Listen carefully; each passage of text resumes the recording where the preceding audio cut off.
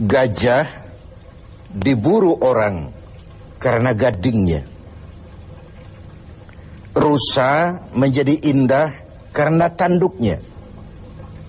Dan badak dikejar orang karena culaknya. Gajah yang tak bergading, rusa yang tak bertanduk, bahkan badak yang tak berculak, segera kehilangan keindahannya. Demikian kalau ini kita pindahkan kepada nilai-nilai keimanan. Orang yang beriman dikenal karena ia punya ciri, punya tanda. Apa tandanya? Al-Anfal ayat 2 dan 3 menjelaskan itu. Innamal mu'minun, sesungguhnya yang benar-benar dinamakan orang beriman itu, siapa mereka?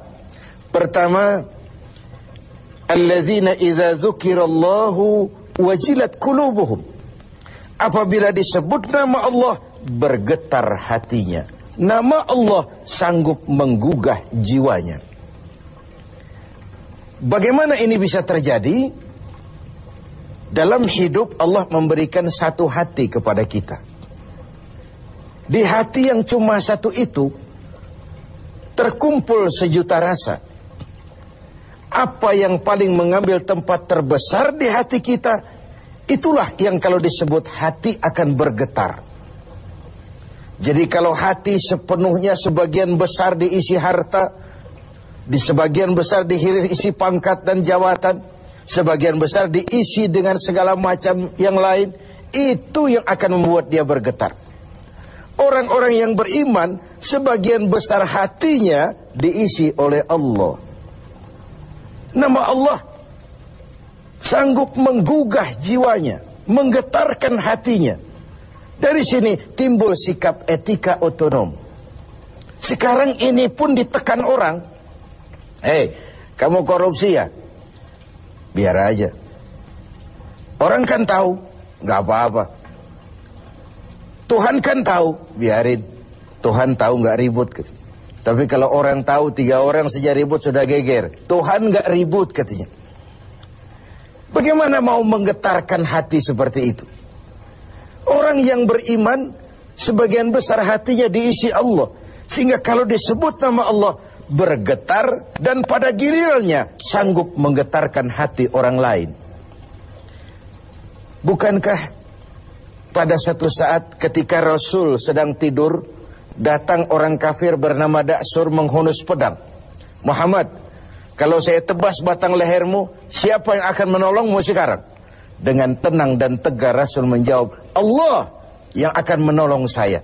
Mendengar kalimat Allah, Da'sur gemetar. Pedang jatuh, diambil oleh Rasul.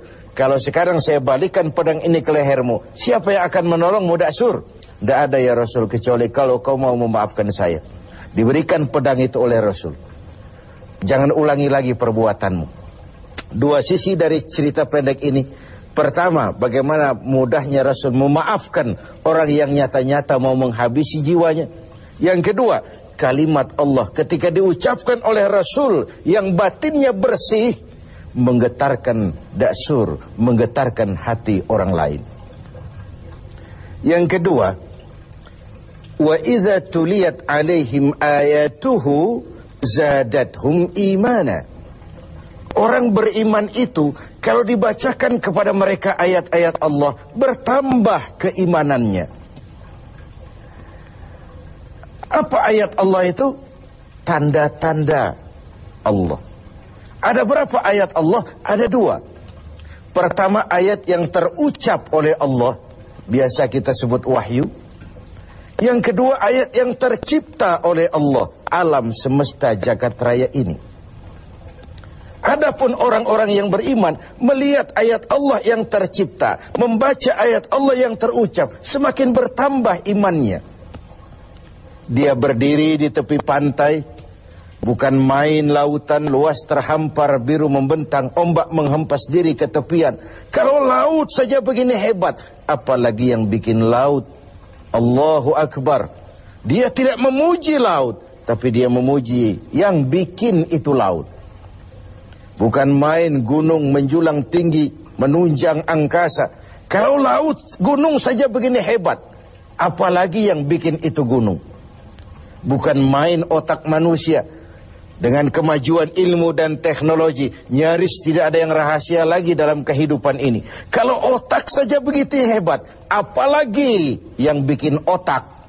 Dia tidak memuji otak, dia memuji yang bikin otak. Apapun yang dia saksikan, dia kembali kepada Rabbana ma khalaqta hadza batila. Tuhan, tidak satu pun yang engkau ciptakan ini dengan sia-sia. Baik ayat Allah yang tercipta, alam semesta jagat raya, baik ayat yang terucap, wahyu ini, keduanya kalau dibacakan semakin menambah keimanannya. Kita pandai baca ayat yang terucap oleh Allah. Sering kita khatam Quran, tapi kita kurang pandai membaca ayat yang tercipta oleh Allah. Bumi ini ayat Allah, baca. Mengandung gas, minyak, batu bara. Pakai apa membaca ayat Allah di bumi? Pakai ilmu geologi. Angkasa luar ayat Allah, baca. Bagaimana membaca angkasa luar? Pakai ilmu astronomi. Laut ayat Allah, ada minyak lepas pantai, ada mutiara, ada kekayaan-kekayaan di dasar laut. Bagaimana membaca ayat Allah di lautan? Pakai ilmu oceanografi. Hasil pengkajian ini, Rabbana ma khalaqta hadza batila. Tuhan, tidak satu pun yang kau ciptakan ini sia-sia. Semua ada manfaatnya. Maka orang beriman semakin dibacakan ayat Allah, baik yang tercipta maupun yang terucap, imannya semakin tambah. Kajiannya kepada alam semesta makin mendekatkan dia kepada Allah Subhanahu wa ta'ala. Yang ketiga, wa ala rabbihim yatawakkalun. Orang yang beriman itu hanya berserah diri kepada Allah. Berserah diri artinya menyerahkan hasil usahanya. Bukan belum sudah terserah Tuhan saja, terserah Tuhan. Bukan. Tawakal itu bukan fase pertama, fase terakhir. Bekerja sebagaimana harusnya, berusaha sebagaimana mestinya. Gunakan tenaga yang paling profesional, pakai teknologi yang paling canggih. Setelah semua itu terlaksana, baru wa ala rabbihim yatawakkalun. Berdoa, mohon pertolongan Allah, kemudian berserah diri sepenuhnya. Kalau dia berhasil, dia tidak lupa diri. Kalau dia gagal, dia tidak putus asa. Bukan lalu kita jadi apatis, bukan lalu kita belum apa-apa sudah terserah Tuhan. Tidak. Wa ala rabbihim yatawakkalun, menyerahkan segala hasil usahanya kepada Allah Subhanahu wa ta'ala. Dari situ dia husnuzon, baik sangka kepada Allah. Kalau gagal, cuma tertunda. Kalau berhasil, tidak lupa daratan. Dan husnuzon ini penting, sebab kalau tidak, buruk sangka saja kita. Saya akan sholatnya rajin, kok rezeki seret bener sih. Saya akan puasanya nggak bocor-bocor, tapi mau lebaran kok nggak dapat THR sih. Ada seorang petani, selesai bekerja di ladang, tidur, istirahat di bawah pohon beringin. Di sebelah pohon beringin ada pohon semangka. Sambil menerawang berpikir si petani, Tuhan kok tidak adil. Masa beringin pohonnya besar, buahnya kecil. Ini semangka pohonnya kecil, buahnya besar. Tidak adil ini. Tuhan bukan arsitek ulung. Mestinya supaya enak dilihat, beringin pohonnya besar, buahnya sebesar buah semangka. Semangka yang pohonnya kecil, buahnya sekecil buah beringin saja. Tidak adil Tuhan ini. Baru dia selesai berpikir Tuhan tidak adil itu, jatuh sebutir buah beringin tepat menimpa hidungnya. Dia terkejut. Astagfirullahaladzim. Kalau begitu Tuhan benar-benar adil. Coba kalau buah beringin sebesar semangka barusan jatuh nimpa hidung saya, kayak apa potongan saya sekarang? Ayo kita jujur. Dalam hidup kan kita sering begitu. 1 menit yang lalu dia masih berkata Tuhan tidak adil. 1 menit kemudian dia sudah berkata Tuhan benar-benar adil. Ini perlunya baik sangka kepada Allah Subhanahu wa ta'ala. Dan disitulah perlunya tawakal itu. Yang keempat, alladzina yuqimuna shalah. Orang beriman itu mendirikan solat. Selalu kata-kata solat bergandeng dengan aqimis shalah. Dirikan, bukan kerjakan. Saya ingin berkata maaf, banyak di antara kita yang sudah mengerjakan solat, tapi belum mendirikan solat. Sebab mendirikan solat artinya mengerjakan solat dengan benar, cukup syarat rukunnya. Selesai solat, ajaran solat diterjemahkan dalam kehidupan. Ada kontinuitas, ada kesinambungan. Kalau sekedar mengerjakan saja, ya selesai pekerjaan, selesai. Habis solat, maksiat lagi. Habis sholat, sombongnya jalan terus. Habis sholat, pelitnya nggak pernah hilang. Beda dengan mendirikan.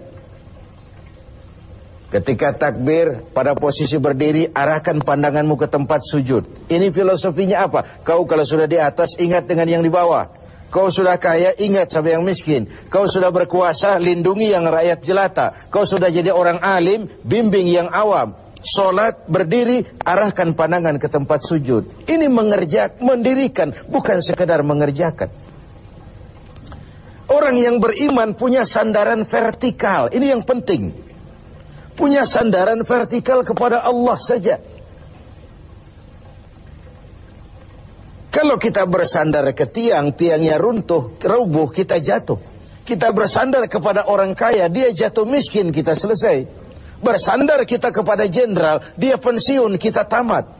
Orang yang beriman, alladzina yuqimuna shalah, dia hanya punya sandaran vertikal kepada Allah saja.